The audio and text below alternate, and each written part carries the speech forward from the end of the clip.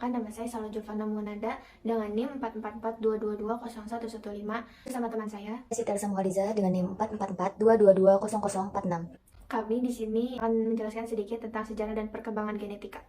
Jauh sebelum teori pewarisan sifat ditemukan oleh Mendel, manusia telah berusaha mengartikan dan memahami bagaimana sifat-sifat diturunkan dari induk ke keturunannya. Dalam perspektif sejarah, ilmu genetika berkembang sebagai pengetahuan setelah melalui berbagai tahapan dan penemuan yang mendahulunya. Periode sebelum 1860, penemuan yang berkontribusi perkembangan ilmu genetika sebelum tahun 1860 diantaranya adalah penemuan mikroskop cahaya, teori tentang sel, dan publikasi oleh Charles Darwin dengan bukunya The Origin of Species. Sebelumnya, Robert Hooke dengan teori selnya dan Anthony van Leeuwenhoek melakukan pengamatan adanya organisme marine, protozoa, dan bakteri pada air hujan. Pada tahun 1833, Robert Bond melaporkan pengamatan inti sel, dan pada tahun 1839, Hugo von Moll mendeskripsikan mitosis pada inti sel. Sampai pada akhir 1858, Rudolf Virchow menyimpulkan semua penemuan tersebut dalam teorinya tentang sel yang terkenal dalam bahasa Latin of horis omnis cellula et cellula, yang berarti semua sel berasal dari sebelumnya.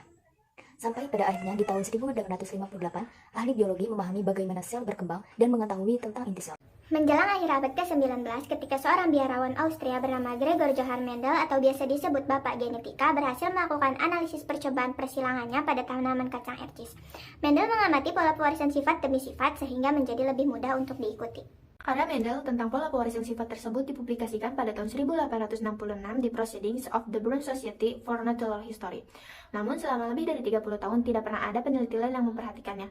Baru pada tahun 1900, 3 orang ahli botani secara terpisah, yaitu Hugo de Vries di Belanda, Karl Lorenz di Jerman, dan Erich von Schernack di Austria, melihat bukti kebenaran prinsip-prinsip Mendel pada penelitian mereka masing-masing.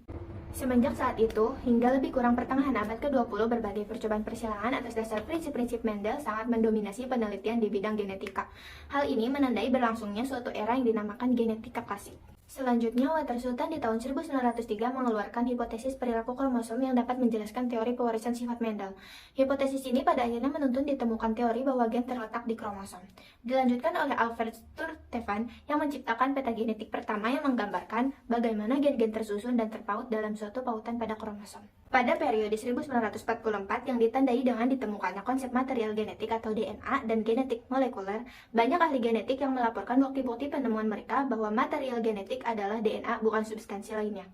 Dan yang paling fenomenal adalah penemuan struktur DNA oleh Watson dan Crick yang menyatukan teka-teki tentang DNA sebagai materi genetik yang sudah ditemukan oleh ahli sebelumnya, yaitu Chargaff dan Rosalind Franklin.